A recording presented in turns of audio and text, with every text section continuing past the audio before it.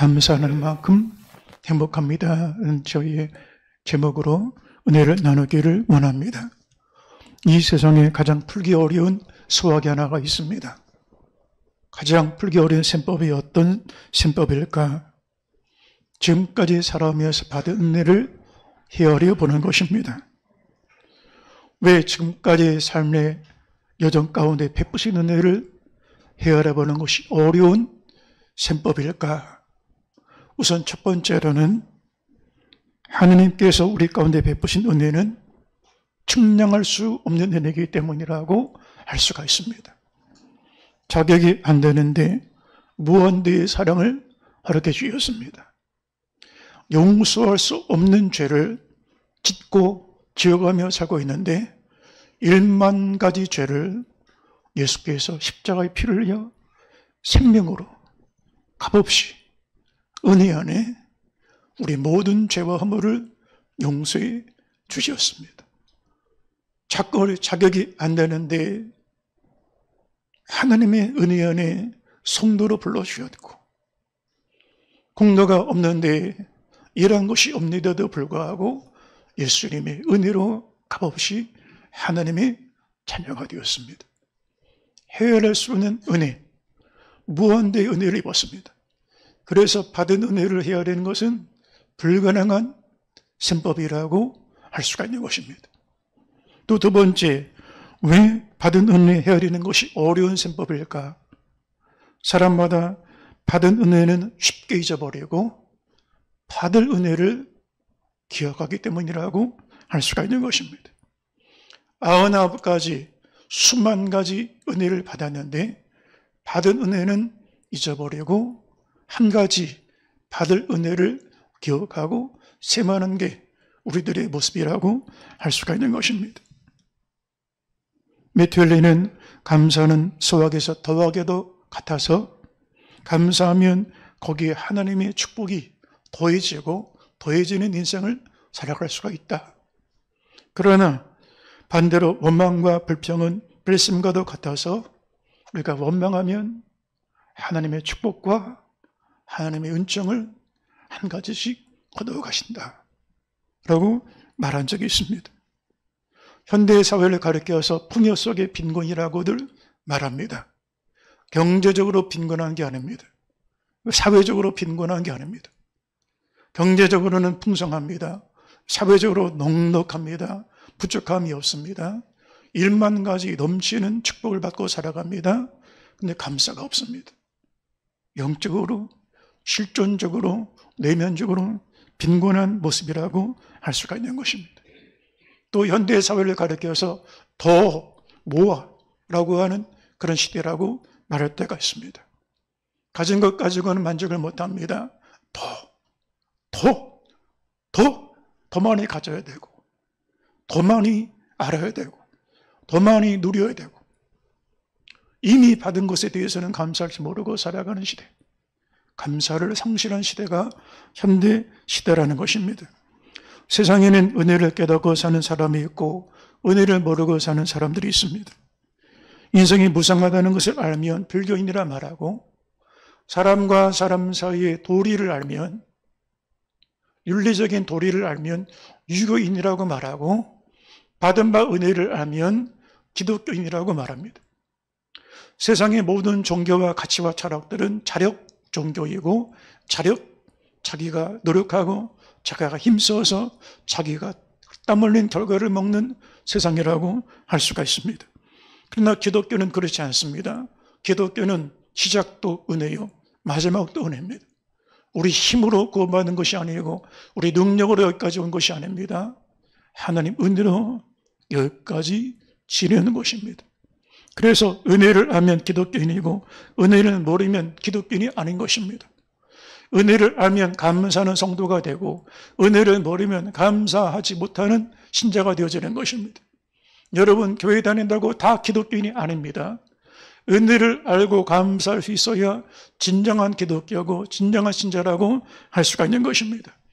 우리 시대는 기독교를 말하지 아니하고 순전한 기독교, 진짜 기독교를 말하는 시대입니다. 교회를 말하는 시대가 아니라 참된 교회를 말하는 시대입니다. 신앙인 크리스찬을 말하는 시대가 아니라 진실한, 신실한, 순전한 크리스찬을 말하는 시대입니다. 은혜를 알고 감사하는 자가 기독교인이고 참된 신자라는 사실을 믿으시기를 주의 이름으로 축원합니다. 여러분, 예전보다 100배, 1000배 더 잘 삽니다. 우리나라 역사 가운데 이렇게 잘 사는 때가 없었습니다.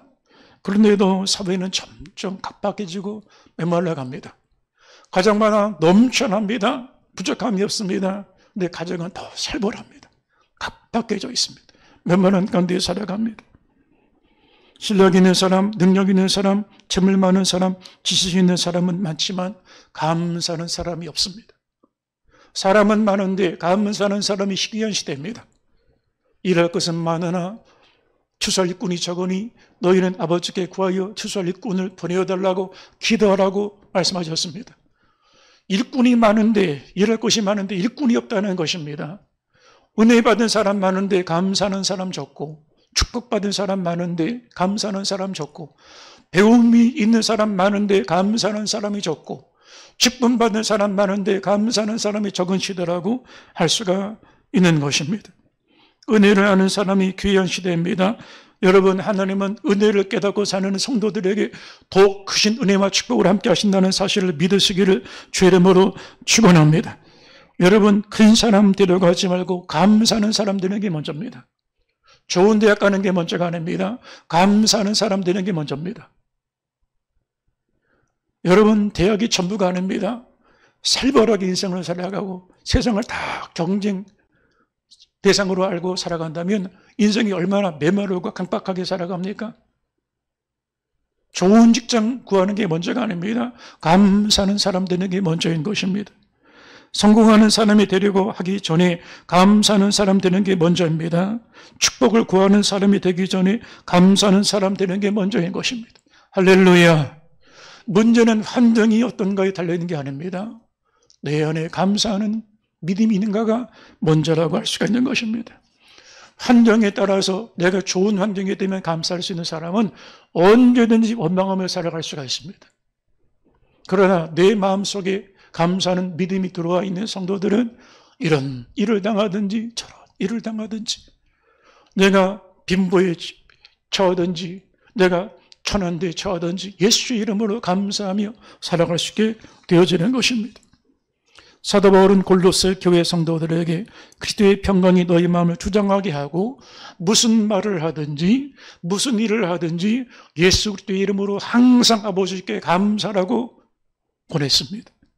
여러분, 우리가 말할 때마다 일할 때마다 감사해야 성령이 마시고 감사해야 그 일을 주님이 연락하시는 것입니다. 1만 가지 일을 해도 아무리 유능하고 탁월한 일해도 감사가 없으면 하나님 그 일을 받지 않습니다. 세상 일과 다릅니다. 하나님 나라의 일은 감사하는 만큼만 받으십니다. 두 사람이 맷돌을 갈다가 한 사람 들림받고 한 사람 버림을 받았습니다. 10처 중에 5처녀는 들림을 받았지만 5처녀는 들림을 받지 못했습니다. 똑같은 예배를 드리지만 감사가 있는 예배는 받으시고 감사가 없는 예배는 받지 않습니다. 똑같은 기도를 드리지만 감사하는 기도를 응답하시고 감사가 없는 기도는 응답되지 않게 되어지는 것입니다. 우리가 주를 향한 사역이나 목회나 헌신이나 마찬가지입니다. 감사하며 섬긴 일만 주께서 연락하시고 감사하지 않은 일은 연락하지 않게 되어지는 것입니다. 가정도 마찬가지입니다. 여러분, 부모가 행복해야 아이들이 행복합니다. 아무리 좋은 것을 먹고 좋은 집에 살고 좋은 차를 타고 다닌다 할지라도 부부간에 감사할 줄 모르면 가정이 어떻게 되겠습니까? 교회도 마찬가지입니다. 어떤 교회가 행복한 교회입니까? 수만 명이 모인 교회, 아름다운 건물에서 모이는 교회, 감사하는 교회가 행복한 교회라고 할 수가 있는 것입니다. 천국은 감사하는 곳에 임하게 되어집니다. 천국은 여기 있다 저기 있다 할 것이 아니라 내 안에 이루어지게 되어지는 것입니다. 감사하는 가정의 천국이 되고 감사하는 교회의 천국이 되고 감사하는 자가 있는 그곳에 하나님 나라가 이루어진다는 사실을 믿으시기를 주의 이름으로 축원합니다. 이 세상에 가장 교만한 자는 은혜를 모르는 자입니다. 부모의 은혜 없이 자기 혼자 이렇게 태어나서 자기 혼자 능력, 실력 가지고 내가 열심히 공부해서 열심히 살아서 여기까지 왔습니까? 부모 은혜 없이 어떻게 여기까지 올 수가 있었겠습니까? 하느님의 은혜 없이 우리가 어떻게 구원을 받았습니까? 어떻게 인생을 살아갈 수가 있습니까? 은혜를 모르는 자가 바로 교만한 자라고 할 수가 있는 것입니다. 우리 사회를 보면 아이들 태어나면 출산수당을 줍니다. 또 애들을 키우면 양육수당을 줍니다. 청년들에게는 청년수당을 줍니다. 노인들에게는 노인수당을 줍니다. 그러면 태어날 때부터 죽을 때까지 국가가 이렇게 혜택을 주는데 대한민국 정부를 향하여 감사할까? 그렇지 않습니다. 항상 대통령을 향하여 비난을 하고 정부를 향하여 비방하는 것이 일반적인 여론 속에 나타나는 것을 볼 수가 있습니다. 인간의 욕망은 하나님도 채울 수가 없습니다. 대한민국 정부도 인간의 욕망을 채울 수가 없는 것입니다. 예수님께서 길을 가시는데 10명의 문둥병자가 예수님 앞에 나와 우리 병을 고쳐주십시오라고 간구를 하니 예수께서 그 10명의 문둥병자들에게 성경에 기록된 대로 모세의 명한 예물을 가지고 제사장에게 가서 내 몸을 보이라. 문둥병자는 예배장에 갈 수가 없습니다. 제사를 드릴 수가 없습니다. 근데 예수께서 제사 드릴 수 있도록 예물을 준비해서 가라는 것입니다. 그런데 길을 가다가 그들의 몸이 다 깨끗이 나음을 받게 되었습니다. 그런데 그 중에 한 사람, 사마리아 사람이 예수님께 돌아와 하나님께 영광을 돌리고 감사하니 예수께서 나머지 9사람은 어디냐? 10명이 다 고침받지 않았냐? 돌아와 감사한 사람이 이 사마리아 이방인 한 사람밖에 없느냐? 그리고 일어나 가라. 내 믿음이 너를 구원하였느니라 라고 말씀해 주셨습니다. 10명이 다 고침받았지만 구원받은 사람은 감사한 사람 한 사람밖에 없었습니다. 병 고침받고 사업 잘 되고 원하는 대학에 가고 원하는 직장을 얻고 원하는 부유를 얻고 원하는 행복을 얻었다 할지라도 감사하지 못하면 그 영혼은 구원받지 못하는 것입니다. 예수 믿고 살아가는 것은 은혜 안에 살아가는 것입니다. 여러분, 우리 성립교회가 은혜가 충만하여 감사가 우리 예배와 기도와 섬김과 성도의 교제 속에 넘쳐나는 행복한 교회가 될 수 있게 되기를 주의 이름으로 축원합니다. 행복은 소유에 있는 것이 아니라 감사는 마음에 있는 것입니다. 행복은 외부에서 주어지는 게 아닙니다. 내 안에 존재적으로 채워지는 것이라고 할 수가 있는 것입니다. 내 존재가 채워지지 않으면 외부에서 1만 것이 주어져도 감사하지 않습니다. 원하는 지위가 있어도 불만이고 원하는 지위를 갖지 못해도 불만입니다. 원하는 재물이 주어져도 불만이고 그렇지 못해도 불만입니다. 그러나 내 존재 안에 믿음이 생기고 감사하는 그 영혼의 모습이 되어지면 어떤 환경이 있다 할지라도 감사함으로 행복하게 살아갈 수가 있는 것입니다. 그래서 우리의 행복은 소유한 만큼이 아니라 감사하는 만큼 행복해지는 것이라고 할 수가 있는 것입니다. 행복은 아는 만큼이 아닙니다. 일만 지식을 알면서도 세상을 저주하고 사람들 원망하며 사는 사람들이 얼마나 많습니까? 지식인들이 감사하는 모습들이 더 사라지는 시대가 아닙니까? 아는 만큼 행복한 게 아닙니다. 감사하는 만큼 행복한 것입니다. 배운 만큼 행복한 게 아닙니다. 여러분, 우리 사회가 전 세계적으로 이 학력이 훨씬 더 높습니다. 그럼 많이 배우면 더 감사해야 되지 않습니까? 배운 만큼 감사하는 게 아닙니다. 감사하는 만큼 행복해지는 것입니다. 지위가 높아지는 만큼 행복해지는 것이 아닙니다. 감사하는 만큼 행복해지는 것입니다. 이 세상에 가장 행복한 사람이 누굴까? 많은 것을 소유한 사람이 아니라 감사하는 사람이라고 할 수가 있는 것입니다. 감사의 분량이 행복의 분량입니다. 행복은 감사와 정비례합니다. 여러분, 우리가 감사가 넘쳐날 때 행복이 넘쳐나게 되어진다는 사실을 잊지 않게 되기를 바랍니다. 행복을 원하십니까? 먼저 생각을 바꾸시기를 바랍니다. 먼저 말을 바꾸시기를 바랍니다. 불평의 말, 원망의 말을 감사의 말로 바꾸면 우리 가정의 행복이 불행이 행복이 되고 고난의 영광이 되고 아픔이 축복이 되어지는 역사가 나타나게 될 줄로 믿습니다. 여러분, 마귀가 별도할 수 없는 것이 있습니다. 감사한다는 말입니다. 그래서 종교개혁가 마틴 루터는 마귀의 세계에는 감사가 절대 없다라고 그랬습니다. 마귀는 감사할 줄 모릅니다. 마귀가 쓰는 단어는 원망의 말입니다. 불신의 말입니다. 그러나 천국에서는 원망의 말이 존재하지 않습니다. 우리가 장차 하나님 나라 이르게 될 때, 그리고 이미 내 안에 이루어진 하나님 나라의 성도들은 감사하는 말이 넘쳐나게 되어지는 것입니다. 감사할 때 축복이 찾아오고 원망할 때 축복이 떠나갑니다. 오늘 시편 100편 4절을 보니까 감사함으로 그의 문에 들어가며 찬송함으로 그의 궁정에 들어가서 그에게 감사하며 그 이름을 송축할지어다 그랬습니다. 감사함으로 그 문에 들어가며, 여러분 우리 집에 비밀번호가 있습니다. 비밀번호를 눌러야 내 집에 들어갈 수가 있어요. 그런데 여러분, 하나님이 계신 거룩한 천국의 비밀번호가 있습니다. 마귀는 모르는 비밀번호, 세상 사람들이 경험하지 못한 비밀번호, 예수 안에 은혜 가운데 구원받은 성도들의 비밀번호, 그게 감사입니다. 감사할 때 여호와의 궁정이 열립니다. 감사할 때 주님의 거룩한 성소가 열려지게 되어지는 것입니다. 예배의 문, 기도의 문, 축복의 문, 기도의 응답, 삶의 하나님 주시는 약속의 문들이 어떻게 열립니까? 왜 어떤 성도는 행복하게 예수 믿고 살아가는데 교회를 다녀도 그렇게 힘들게 삭막하게 살아갈까? 비밀번호가 있습니다. 감사함으로 그 문에 들어가며 찬송함으로 그 궁정에 들어가서 그의 감사하며 그 이름을 송축할지어다. 감사의 열쇠, 감사의 비밀번호를 통하여 하나님의 거룩한 존중 앞으로 나갈 수 있게 되어지는 것입니다. 여러분 혹시 우리 안에 닫힌 문들이 있습니까? 앞길이 막혀있는 성도들이 있습니까? 감사해 보시기 바랍니다. 닫힌 문들이 열려지는 역사가 나타나게 될 줄로 믿습니다. 천국은 여기 있다 저기 있다 할 것이 아니요 너희 안에 있느니라고 예수께서는 말씀해 주셨습니다. 여러분, 천국이 내세 천국만 있는 게 아닙니다. 현세 천국도 있습니다.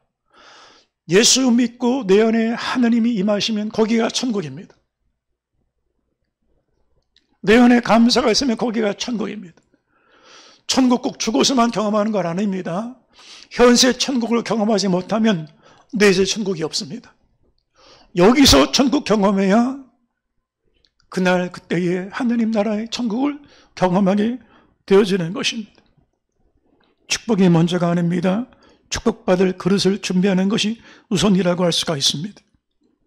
우찌무라 간조 목사님은 감사는 축복을 받는 그릇이다라고 말한 바가 있습니다. 여러분, 그릇이 준비되어야 하나님이 축복을 담아주실 것 아니에요. 그런데 그릇이 준비가 되지 않으면 원망하고 불평하고 짜증내고 성내고 혈기 부리고, 그런데 거기 어떻게 축복이, 어떻게 거룩한 성령이, 어떻게 하나님 은혜를 담아줄 수가 있겠어요? 눈앞에 가나안 땅을 보고도 200만 이스라엘 백성은 못 들어갔습니다. 원망하고 불평하는 사람들은 광야에서 생애를 마감했습니다. 믿음 안에 감사하고 여호와를 섬긴 순종하는 자만이 가나안 땅에 들어갈 수가 있었습니다. 교회 다닌다고 다 천국 가는 것 아닙니다. 교회 다닌다고 다 천국 믿음 생활하는 것 아닙니다. 감사하고 하나님을 섬기는 자에게 가나안 땅의 주인공이 될 수 있다는 사실을 믿으시기를 주의 이름으로 축원합니다. 감사는 하나님 뜻을 이루는 길입니다. 여러분, 우리가 큰 일을 하고 위대한 업적을 쌓고 유명한 일들을 해야지만이 하나님 뜻을 이루는 게 아닙니다.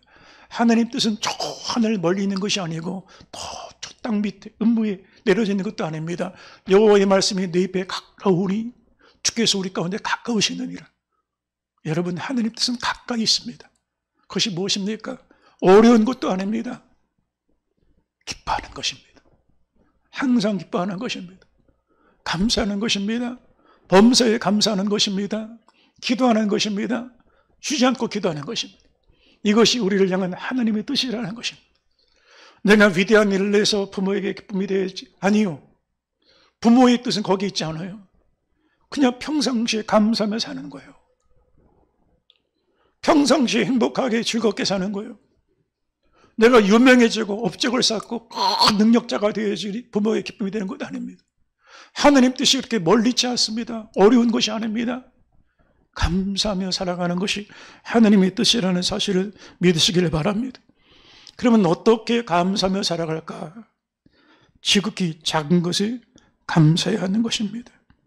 가장 평범한 것에 감사하는 게 하나님께 드리는 최고의 감사라고 그랬습니다. 우린 특별한 일이 있으면 감사한다. 내 안에 기적 같은 축복이 임하면 감사한다. 이렇게 생각을 해요. 근데 하나님은 어떤 감사를 기뻐하시냐? 가장 평범한 것을 감사하는 것을 하나님은 가장 기뻐하신다는 거예요. 이렇게 말하는 분이 있어요.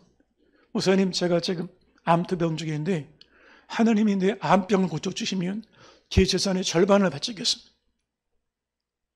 그런데 여러분 한번 물어보겠습니다. 이 성도의 고백은 암 고쳐주면 재산의 절반을 바치겠다는 거예요.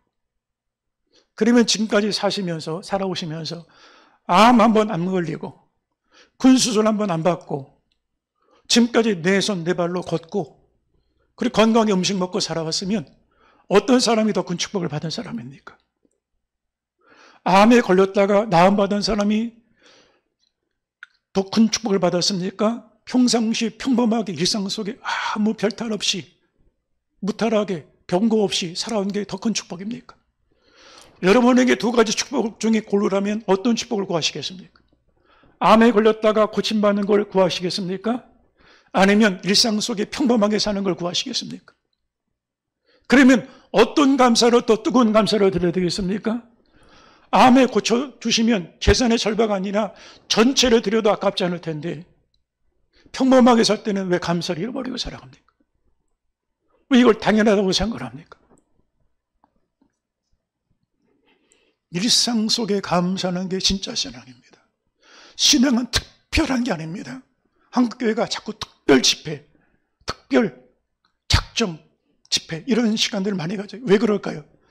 일상이 평범한 신앙이 무너졌기 때문에 특별한 일을 당하는 거예요. 일상이 건강하면 특별한 집회를 할 필요가 없어요. 너무 일상이 무너졌으니까 신앙의 평범함이 무너졌기 때문에 특별한 집회를 하게 되어지는 거예요. 가장 일상적인 것이 가장 축복입니다. 더 큰 것 구하지 마세요. 가장 평범한 것이 가장 큰 은혜입니다. 지금 이화여대 교수로 부임한 이지선이라고 하는 그런 분이 있습니다. 사랑의 지선아라고 하는 주인공. 이화여대 4학년일 때 도서관에서 공부를 마치고 집에 가다가 교통사고를 당했습니다. 현장에서 전신 55%가 3도 중화상을 입고 7개월 동안에 전신 걸쳐서 11번 대수술을 받았습니다. 한 번 수술도 어려운데 11차례 수술을 받았습니다. 모두 살 가능성이 없다 그랬는데 기적적으로 살았습니다.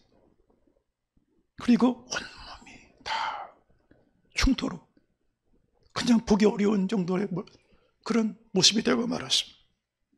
그런데도 그 몸 가지고 온 세상을 다니면서 청년, 청소년들, 고난 중에 있는 성도들에게 집회를 하며 다닙니다.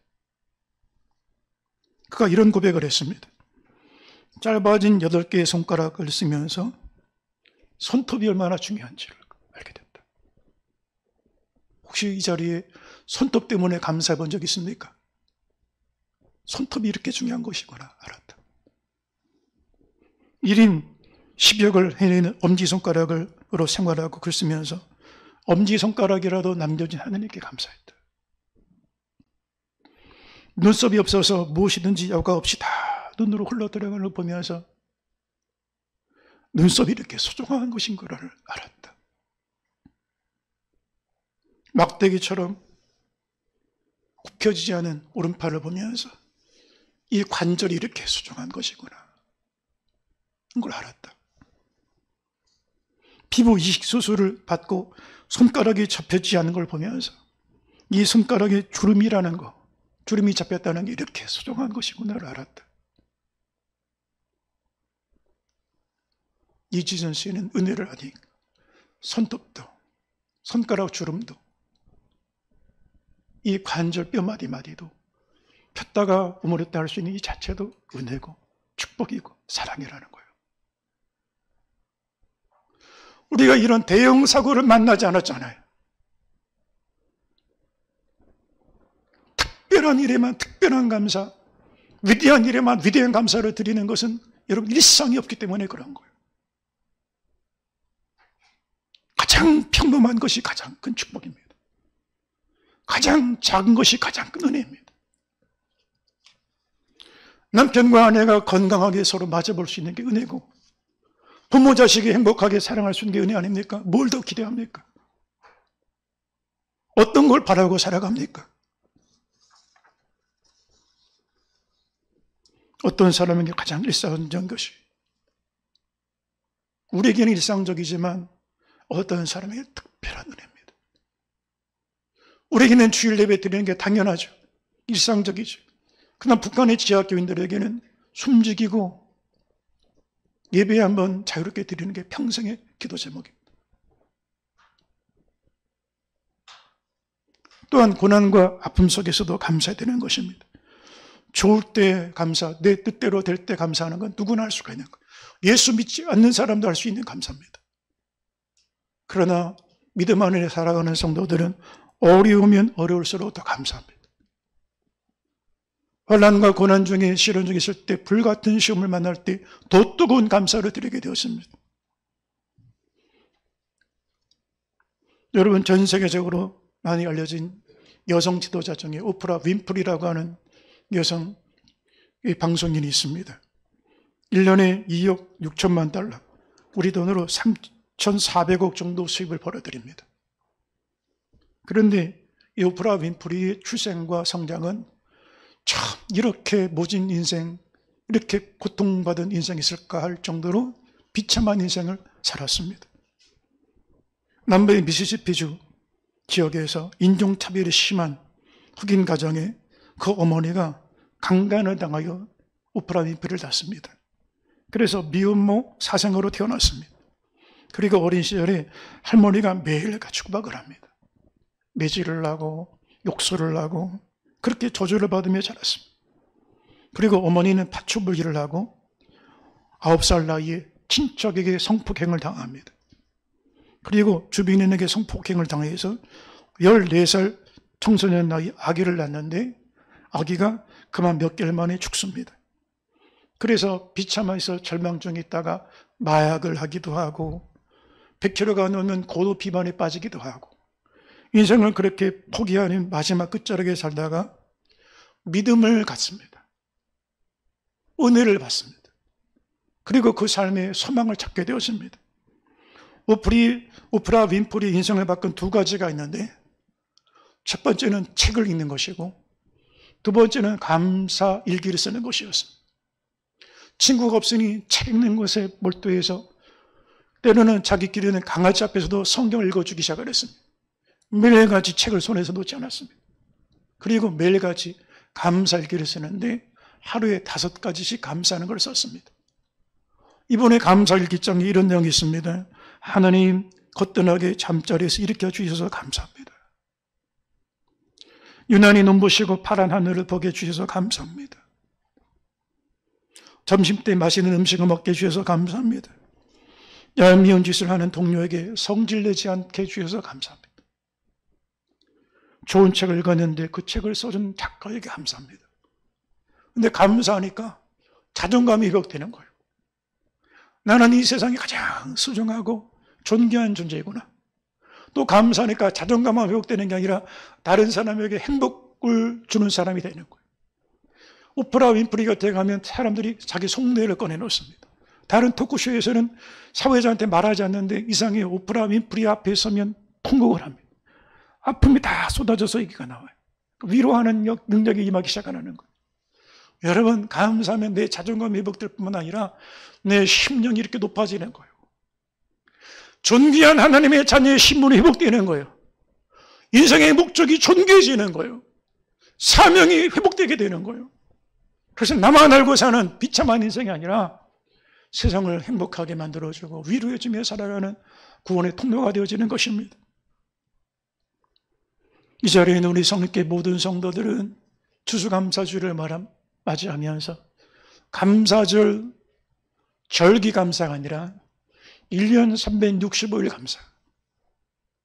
여러분 어제 부부싸움 했습니까? 오늘 손잡고 감사하시기 바래요.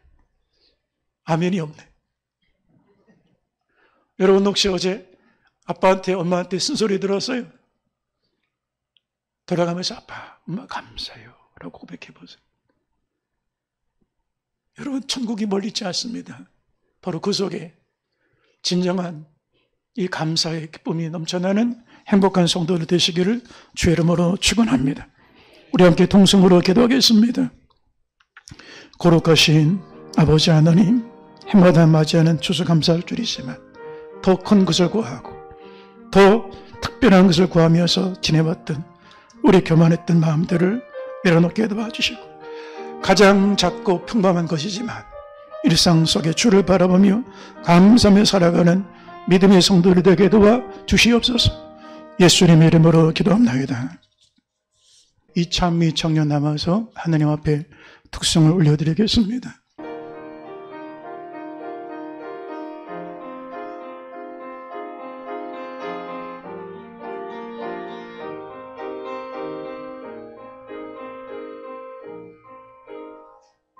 내가 산을 향하여 눈을 드니 도움이 어디서 오나. 나의 도움이 천지지신 여호와에게로다. 내가 산을 향하여 눈을 드니 도움이 어디서 오나.